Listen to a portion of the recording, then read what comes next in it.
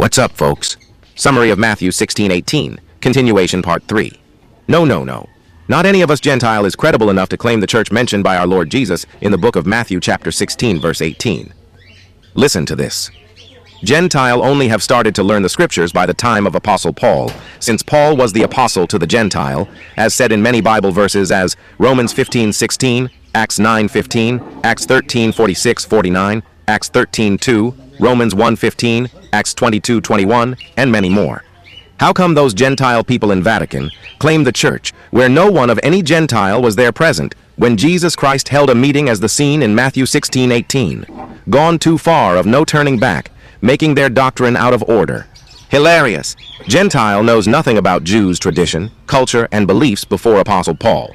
Then, claiming something before we exist is not possible. We, being from the Gentile nations, we got access only during Paul's teaching. This is the time that Gentile has a little touch with the Jews. Gentile are considerably likened to be the wild olive tree grafted into the original one. Then, if we were just grafted to the original, it simply means we are not the legitimate one to claim that church. As simple as that. Just boasting? Yes, you are. Let us read the verses here in Tagalog. Romans 11 verses 16 to 24. At kung ang pangunahing bunga ay banal, ay gayon din ang lahat. At kung ang ugat ay banal, ay gayon din ang mga sanga. Si Person, datapuwat kung ang ilang mga sangay nangabali, at ikaw na isang olibong ligaw ay isinanib ka sa kanila, at ikaw ay naging kabahagi nila sa ugat ng katabaan ng punong olibo. 18. Huwag kang magpalalo sa mga sanga. Datapuwat kung magpalalo ka, ay hindi ikaw ang nagkakandili sa ugat, kundi ang ugat ang nagkakandili sa iyo.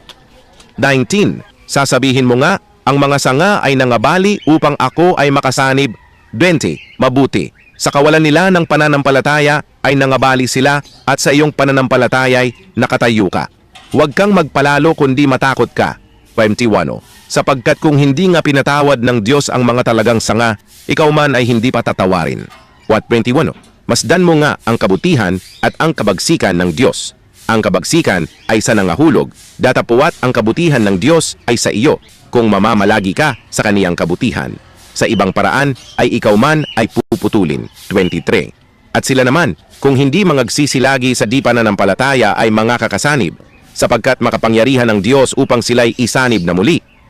25. Sapagkat kung ikaw ay pinutol doon sa talagang olibong ligaw at laban sa kaugalian ay isinanib ka sa mabuting punong olibo, gaano pa nga ang mga ito na mga talagang sanga na mga kakasanib sa kanilang sariling punong olibo? End of part 3.